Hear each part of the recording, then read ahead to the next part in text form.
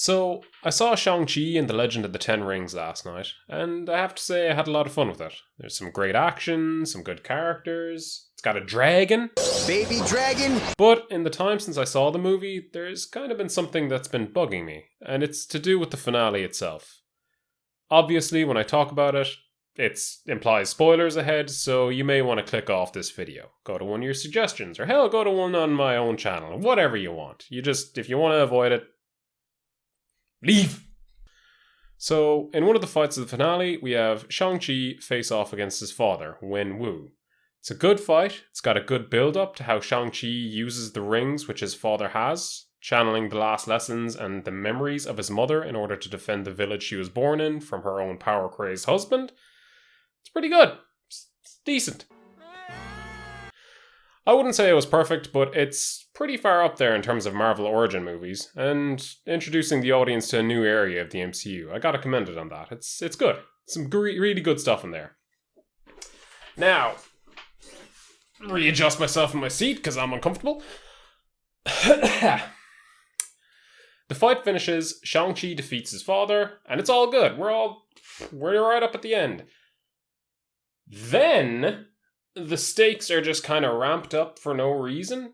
There's a monster in the movie which, during the fight, Wen-Wu releases, which is called the Dweller in Darkness in the comics, apparently. It's Doctor Strange villain, supposedly. And it's this giant, soul-sucking, kind of Lovecraftian style monster, which is here to destroy the world or the universe. Great. Cool. And that's the thing that kind of annoyed me. I love, Marvel movies. I grew up reading comics. I've watched all the movies.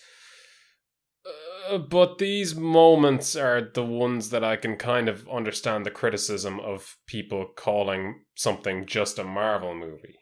It's just spectacle and stakes being ramped up for spectacle's sake. I'm a poet, apparently. To me, it kind of feels like it's meant to be a proving test, just to say that Shang-Chi can hang with the rest of the Avengers.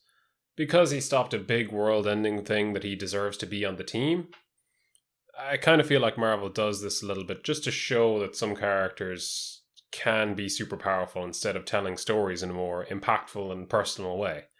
Shang-Chi has more street-level powers. He's a master of the martial arts. He doesn't have an iron suit that can fly. He's not a god. He can't fly through space without any repercussions. He's just a guy, more or less. The stakes in the movie have a personal grounding. He's defending his mother's home from his father, who has gone mad over the loss of his own wife.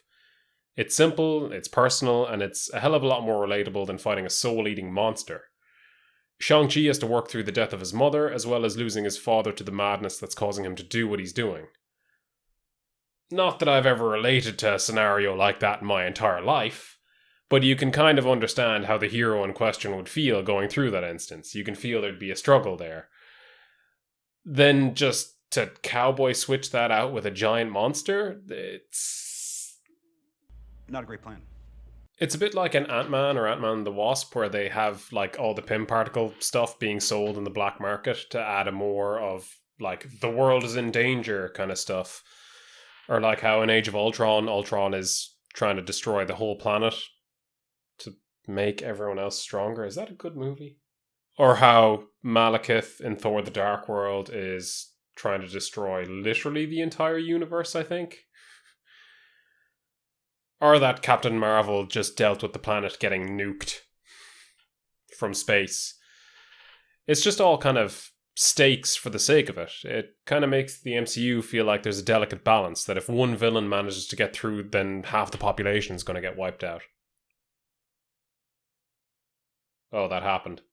Whereas, in movies like Civil War, it's just two former friends and teammates fighting at the end over their differences in values and views. Thor Ragnarok, Thor has to deal with the loss of his father as well as the sins of Odin and the repercussions in his sister Hela. Both Black Panther and Iron Man have themes of using what you have to try and help others between both Stark Tech and Vibranium.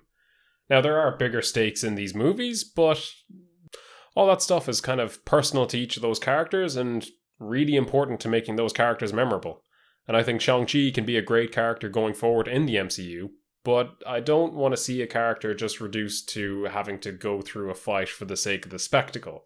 Kind of cheapens the experience. I'd rather be presented with a good character than just a CGI explosion extravaganza, which, just a Marvel movie.